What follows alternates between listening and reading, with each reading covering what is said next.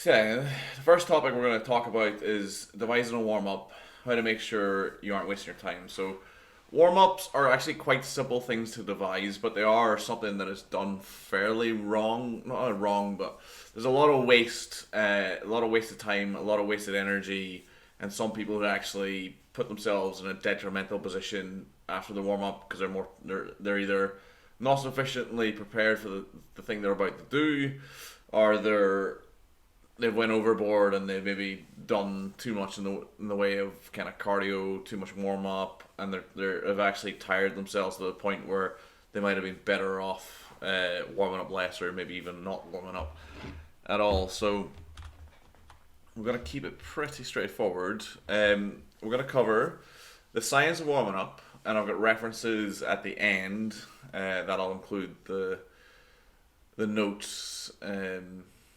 In the description, so you can have a look at them if you want to check my references. The goal of warming up, why are you warming up in the first place? There's a really good acronym in strength and conditioning. I don't know if it's just the UKSCA, the United Kingdom Strength and Conditioning Association, that use the R.A.M.P protocol, or other S&C bodies use it, but the R.A.M.P protocols, I've only seen it for UKSCA, and if I was introduced to that UKSCA. Including work-ons in your warm-up, kind of things you might want to think about. It's a good opportunity to get those sort of things in. What kind of things can you put in? What's kind of going to affect? And then time considerations, how to pace your warm-up, what should it look like, how should it flow? And then specifically we're going to cover squat warm-up, bench warm-up, deadlift warm-up, just so you can see how it's put into practice once we went through all the kind of fundamental aspects. So the first thing is the science of warming up. So in a large meta-analysis done in 2010, the outcome was that they determined that warming up increased sporting performance in both aerobic and anaerobic activities. But one thing they found that was worth noting was that in 17% of the selected studies, the warm-up actually had a detrimental or a decreased performance, but they determined that was because that the warm-up activities that were included were inappropriate for the task at hand. So warm-ups should increase your performance and do increase your performance, unless it's a poorly structured warm-up that is ineffectual or inappropriate for the task that you're about to engage with. Warm-ups that contain specific condition activities can reduce injury in sport. So this is primarily based off the FIFA 11, which is a protocol designed to help reduce the incidency of ACLs in football and youth football, and it involves different things like change of direction, single leg, balance tasks, some plyometrics, some specific strengthening drills like single leg squats and Nordics, things that can be done on a pitch. So and quite often in sports like football and in a lot of grassroots sports, athletes don't undertake any form of conditioning that isn't on the field. So they're not doing strength training, they're not doing plyometrics, they're not doing agility, they're not doing speed. And the FIFA 11 just includes elements like that, and it has been shown to decrease the incidences of ACL occurrences in football. So that rationale carries to pretty much all sports. There are complementary conditioning activities that we can undertake in a sport for like powerlifting, for example, rotator cuff specific strengthening exercises, lateral hip specific strengthening exercises, unilateral strengthening exercises that put the joints kind of under pressure without the other one to back them up. That can help us to strengthen up weak chain or weak points of the chain that will probably be the focus around injury. So if you have weak rotator cuffs and you bench press 4 or 5 times a week, chances are you're probably going to come up with some kind of shoulder pain or some kind of shoulder related injury. So performing some complementary conditioning in your warm up is a nice, easy way of helping to prepare yourself for the task that you're about to do without negatively influencing your time, because you got to warm up anyway, and not negatively influencing your performance. Will in fact actually increase your performance, as we'll kind of cover as we show you how to structure it. Long static stretches have been shown to negatively influence muscle power output. So that's things like holding like an end range stretch for like over 45 seconds. Um, Static stretching is useful and is something that we do use. Like we can use, you'll see in some of the mobility things like pause goblet squat, for example, is a really good prep for squat. But we're not holding positions for 60 seconds, 75 seconds. We might go into stretch for like 10 seconds, 15 seconds. So static stretching isn't necessarily a problem. It's just to be aware of anything that's extreme because it can negatively affect your performance. And things, really easy things like passive heating, such as like just wearing like a warm jacket after a warm up can really help you to stay warm, and that helps to improve your muscular power output after performing your warm up. So just make sure that you're trying to stay warm as best as possible. Not always the easiest thing to do in a country like Scotland, in a garage, or in a gym that doesn't have heating, but worthwhile trying to do.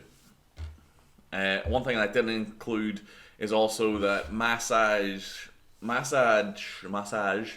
and self-manufactured release, aka foam rolling or massage guns, does improve range of motion acutely for 30 minutes, 45 minutes, 60 minutes, whatever the case may be. So if you have a problem area such as maybe ankles in squat that are reducing your range or reducing your ability to move in a desired manner, you can use massage guns. You bring in a massage therapist if you can afford it, or you can use like a foam roller to help increase your range of motion acutely. So that's a strategy you might want to include in the warm up. So the goal of the warm up.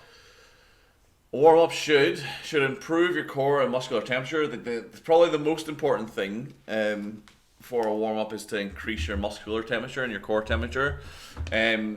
For lifting tasks or strength sports, it's also probably just as important, if not more important, to feel the weight. So to actually warm up, gradually increase the weight, so you start working on the coordination of lifting it, but also start to inhibit things like Golgi tendons and muscle spindles that are there to stop you changing muscle length quickly, producing force quickly.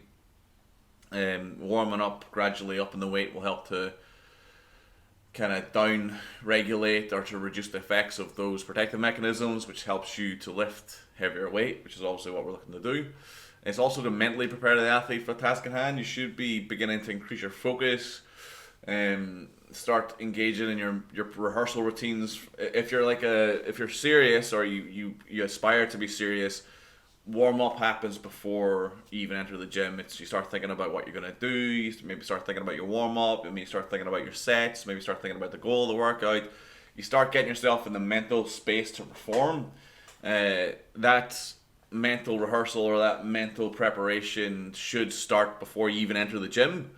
But certainly by the time you start warming up, that aspect should be starting to tick along.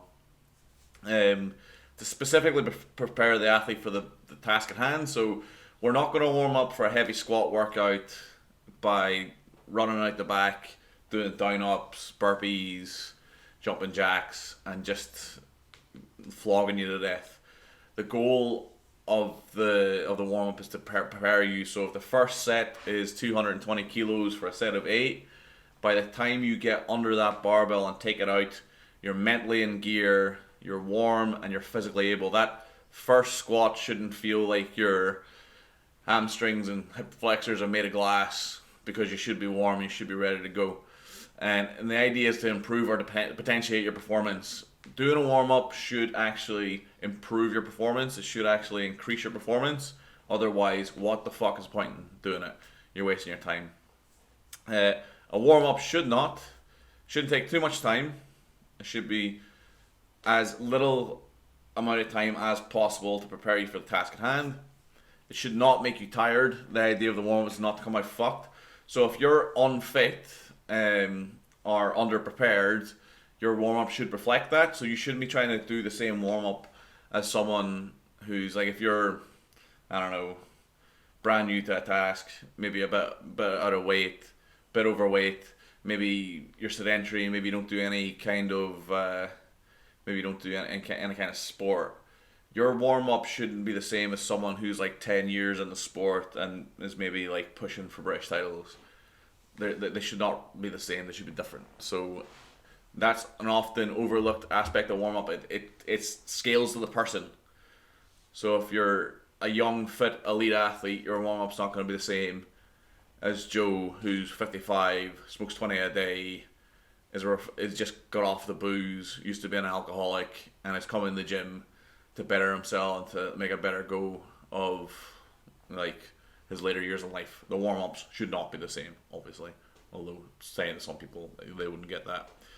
And they also you should not your mind should not be taken away from the task at hand. You should be focusing in on what you're doing. So you should like I know like as a social aspect, but once you start warming up and getting ready, your mind should be focused in on that if you want to prepare for it. So yeah. Okay, so the R.A.M.P protocol. So this is an acronym. R stands for raise, to raise the temperature, core temperature, and the muscle temperature of the athlete. A stands for activate. Use the muscles and the movement patterns we're about to engage in to prepare ourselves specifically what we're about to do in the training and competition. M stands for mobilize. Prepare the athlete for the ranges of motion required for the task or the sport at hand, and to potentiate. We should be increasing the ability of the athlete to perform the task at hand. So if you're ever wondering, as either a coach or an athlete, how to warm up, just think R.A.M.P, and it'll put you in the right mindset.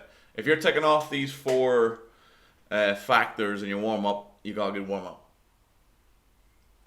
Nice, short, sharp, and easy. Okay, so including work on specific conditioning. So a warm up requires a raising core and specific muscle temperature. So it's a really useful place for supersets and circuits. When we're done in a kind of an appropriate manner, and we'll show some working examples later on. But if you're warming up for a bench press, there's absolutely no reason why you can't do sit to stands on a bench, weighted lateral leg lifts, even some like specific, depending on kind of where you're at with your kind of shoulder rotator cuff strength, maybe even some like Y pulls, T pulls with a band, things that are not going to negatively affect your preparation for what you're about to do. But maybe there's something you're working on. So maybe if you have a bit of hip pain, a bit of back pain, and your physio's giving you some exercises to work with that, an upper body workout, the 10 to 15 minutes you're going to be spending warming up anyway, are a really good opportunity to get that in. Where it's not going to add time to your training week, which is often the biggest factor whenever whenever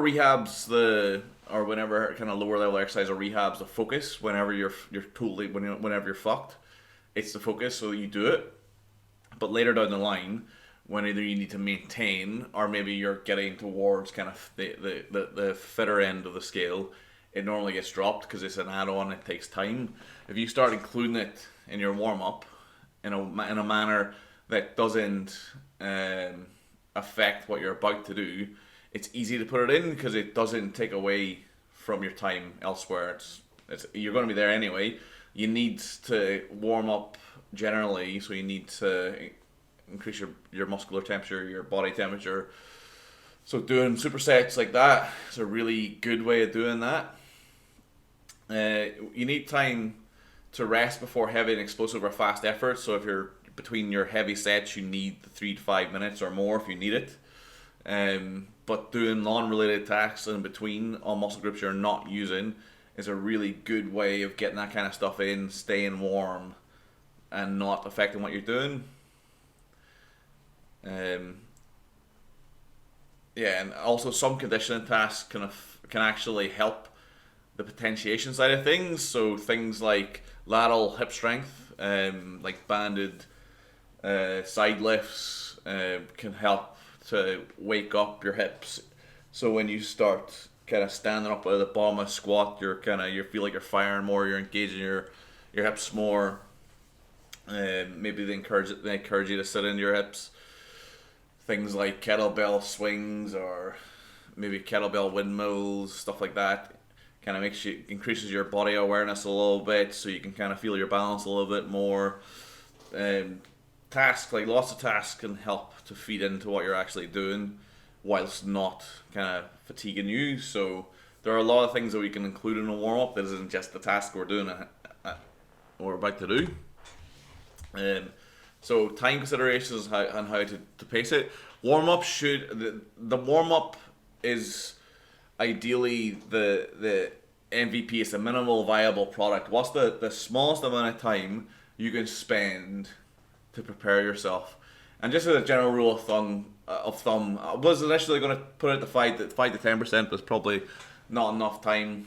So I was thinking, like, generally speaking, like 10 to 15% of your warm up should be done. It should be 10%, 10 to 15% of your training time should be warm up. So if you only have an hour, 5 minutes, 10 minutes, 7 minutes, something like that's a good amount of time. If you're training for 90 minutes, you could probably push it out to 10, 12 minutes. If you're training for 2 hours, you could probably spend 15 minutes, maybe 20 minutes on your warm up.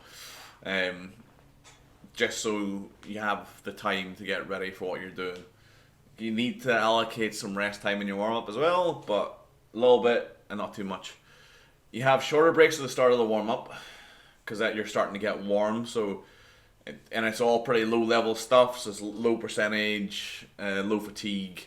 So we can do higher reps, take shorter rest periods, and that's really going to help us get warm quickly. Within a warm up, the first kind of 3 to 5 minutes, you should be warm. You should be getting the starting to sweat. If you're not starting to sweat within 3 to 5 minutes of your warm up, then your warm up's probably pretty shit. Longer breaks towards the end. So as we get towards the performance end of the training session, then we start thinking about muscular performance and rest periods. So we start need to allocate 3 minutes, 5 minutes, even more, depending on the task we're doing at hand, so that our ATP reserves are recovered, and we're ready to kind of push forward another really good quality effort. So depending on how heavy we're going and the rep schemes we're using, you can rest up to 10, 15 minutes. Any longer than that, it's probably debatable, but lifters will take the rest that they feel is appropriate, and that's a performance behavior, and it's something that I encourage with my more advanced lifters. So that's where kind of passive warming strategies are really important, especially kind of heavier powerlifters or stronger powerlifters who can take up to 15-20 minutes rest between heavy efforts. Things like hoodies, tracksuit bottoms, kind of even like a small heater if you got access to one, just to keep yourself kind of warm in between sets. You should finish the warm up more prepared for your first working task than you started. So you should feel more comfortable and also perform better in all aspects of the first working set after a warm up than without performing the workout or performing the warm up. If at the end of the warm up you're too tired or you're not warm enough to perform the task meaningfully, as in if you're the kind of person that does the first set and they're like, fucking hell, that sucked, and then the second set's better, chances are your warm up's not good. And it's maybe not good because you're doing too much and you're too tired for the first set, and then you allocate an appropriate rest time between set 1 and 2 and set 2 is better, or you're not performing an adequate warm up in terms of you're not getting warm, you're not going through good ranges, you're not potentiating performance. So the first working set you're like, fuck me, that felt shit, and then the second set feels better. Typically speaking, it's due to your warm up not being appropriate. Okay, so if we look at some specific warm ups, just so we have an idea, so I've just put it into 4 quadrants. You got specific activities which are absolutely non-negotiable. You've got to start light and work up, obviously. Mobility options you can use if you want to take yourself through specific ranges. Potentiation activation activities. The sport specific activity is the activation, but here are some ideas you can use. You can add into your warm up to potentiate or activate to kind of help with that process of feeling like you're ready to go, feel good. So the first rep feels good, the first set feels good. You're ready to go and you're going to perform at a higher level than not doing the warm up. And then work ons you can have a look at if you have specific weaknesses, specific non-related conditioning or kind of additional conditioning that you need to undertake to help strengthen up problem areas. Here are some ideas. So for the squat, starting off with bodyweight squat 10, shorter rest period 60 to 90 seconds. The bar for 8, 60 for 6, 100 for 4, 120 for 2, 140 for 2, and then first working set. So here's a good structure. So while it's light and very low level or non-fatiguing, we're doing higher reps. We're also taking shorter rests, and then as the load comes up, we're dropping away the reps pretty steeply, and we're also increasing the rest. So by the time we're doing 120 kilos for 2, which is still going to be piss light for someone who's doing 160 for 5, even if the 160 for 5 is like an RP 9 or 10, 2 reps of 120 is going to be, it's going to be a sub 3 effort, a sub 2 effort. It's going to be pretty much like a non-factor, because it'll be easy. So that's kind of how as we increase the load, we decrease the reps and we increase the rest. Because at the start of the session, or the start of the warm-up, we're very focused on getting body temperature up, getting muscle temperature up, specific muscle temperature up, and there's no better way to do that than to perform the task you're about to do. And then for our supersets, our mobility supersets, if we want to be doing weighted ankle stretches or lateral leg swings, Spanish squats or goblet squats, sits and holds, they should happen early in the workout. So maybe even before you even do the bodyweight squats, you should maybe start with some dynamic stretching or some specific static stretching, weighted static stretching, and certainly you can include them as a superset at the start of the set. So by the time you get on to the 100 for 4, 120 for 2, by the time you're kind of 3 sets out, 2 sets out, then the supersets can be gotten rid of, or you should be doing non-related stuff. So for example, maybe you do some kind of rotator cuff strength work, and maybe some banded face pulls or some side plank arm's length or whatever the task is. It's upper limb, it's not related to what you're doing, and it's not a fatiguing activity. And then potentiation stuff can be done anywhere. Passive you can do in your rest time, use a massage gun or float around on a foam roller. Maybe some lateral hip strength stuff, some like banded monster walks, and banded squats, as in putting bands on. So from 20 kilos you add bands, and that's been shown to acutely increase performance, performing banded sets before working sets. So that could be something you can use in your warm-ups. So these are all pretty much similar. It's just fleshed out. So the mobility options, you can do band or broomstick dislocates.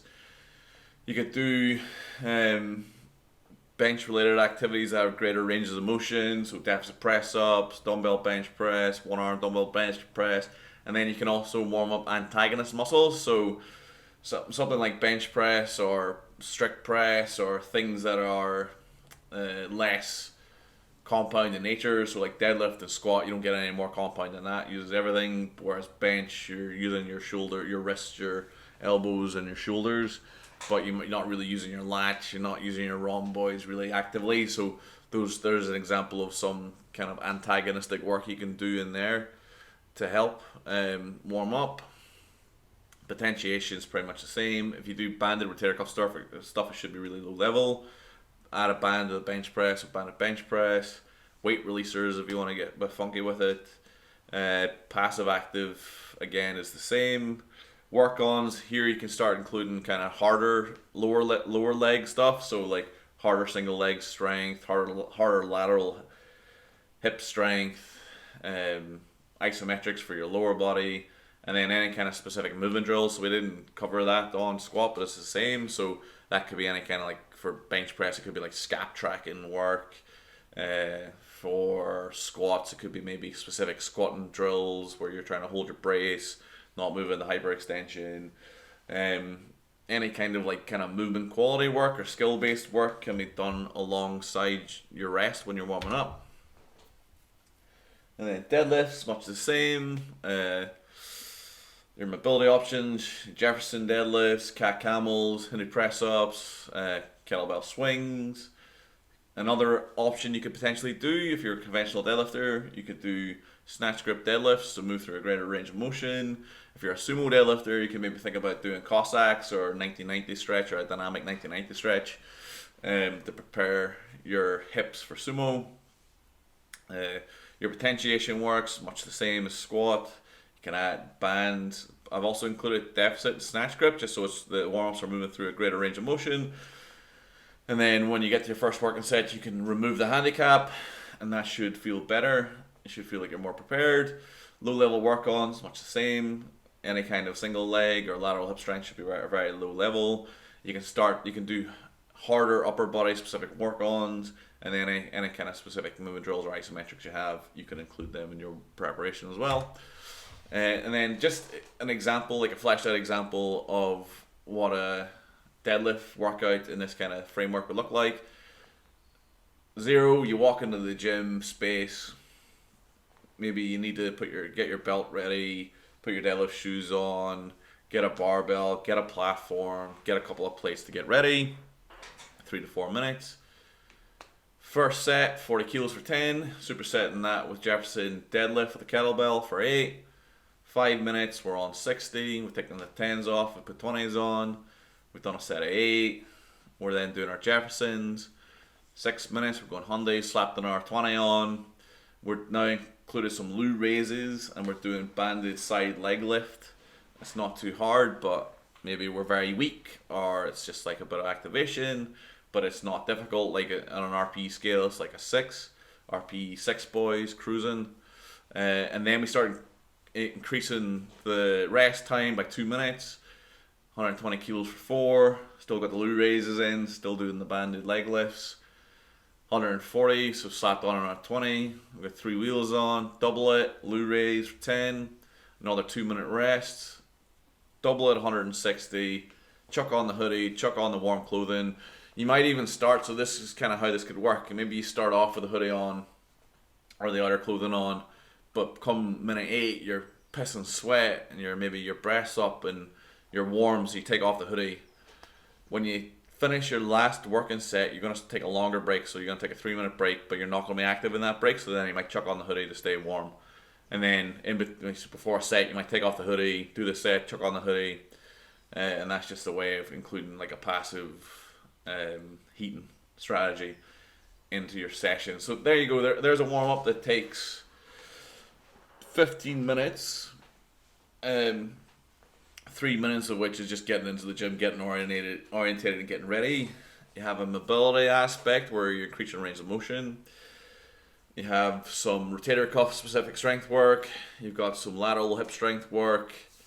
And you can see right at the start, you should be busy as fuck. You should be, once you've done the set, changing the weight, doing your little thing, you should be constantly moving until you get towards like the second half. During the second half, you should have a little bit of time to sit down, chill, and breathe.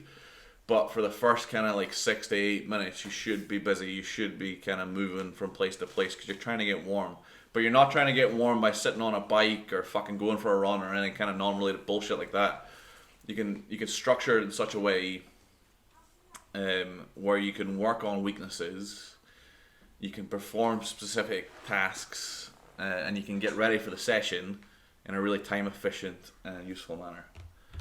And that, my friends, is the end of this talk.